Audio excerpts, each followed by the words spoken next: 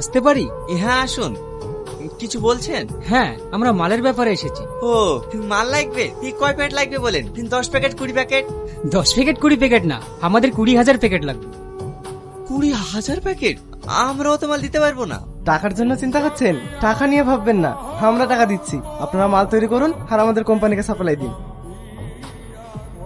হে নিন 10 লাখ টাকা চেক, আরো যদি লাগে আমরা দেবো। এবার আপনারা পারবেন তো? হ্যাঁ পারবো। ঠিক আছে, আপনারা তাহলে কাজ করেন, আমরা আসছি।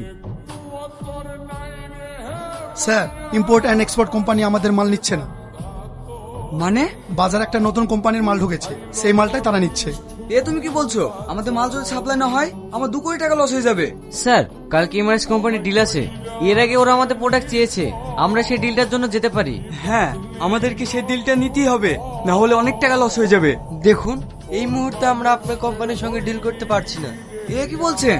এদিকে আপনারাই তো আমার কোম্পানির সাথে ডিল করতে চাইছিলেন। হ্যাঁ চেয়েছিলাম, তখন আপনাদের প্রোডাক্টের কোয়ালিটি ভালো ছিল, আবার দামেও কম ছিল। আর এখন কোনোটাই নেই, তাই আমরা এই ডিলটি বিএনএস কোম্পানির সঙ্গে করেছি। দেখুন, এই ডিলটি আমাদের ভীষণ জরুরি, না হলে আমাদের অনেক টাকা লস হয়ে যাবে, না হলে আমাদের কোম্পানি দেউলিয়া হয়ে যাবে। সে বুঝলাম, কিন্তু আপনার মাল নিতে গিয়ে আমরা তো লস খেতে পারবো না।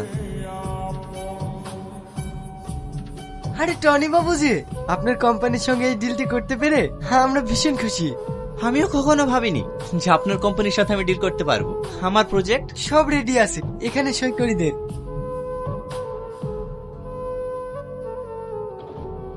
স্যার, আমাদেরকে আর কিছুদিন সময় দিন, আমরা ব্যাংকে টাকা সব পরিশোধ করে দেবো। দেখুন, গত 3 মাস থেকে আপনারা হোম লোন জমা করেছেন না বিজনেস লোন জমা করেছেন? অনেকবার জানার পরে আপনারা কোনো ব্যাংকের টাকা জমা করেননি। আমরা আর আপনাকে কোনো সময় দিতে পারবো না।